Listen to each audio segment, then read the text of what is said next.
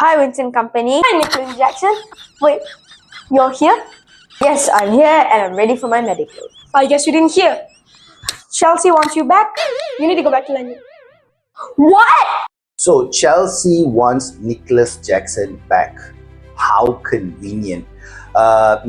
Chelsea had already agreed a deal with Bayern Munich to loan Nicolas Jackson. I believe the loan fee was around 13 or 15 million. And there was an option to buy as well for about 50 odd million.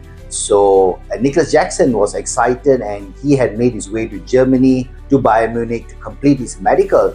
And lo and behold, once he arrived there, Liam Delap, which was the striker that they bought to replace Nicolas Jackson, got injured, in the game against Fulham.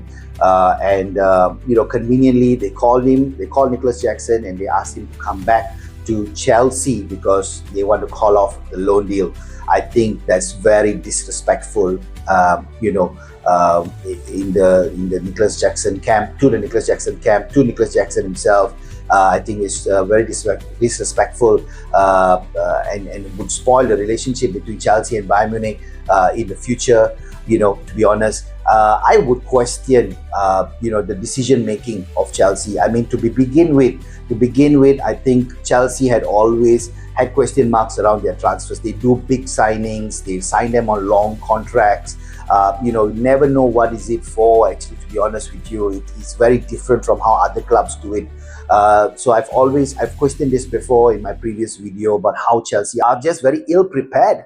I would question the manager, I would question the sporting director in their decision making in these transfer situations. Shouldn't you already have a backup to your main strikers? What if Nicolas Jackson had already signed and already started his loan and then the transfer window was shut? Would you still want to call him back?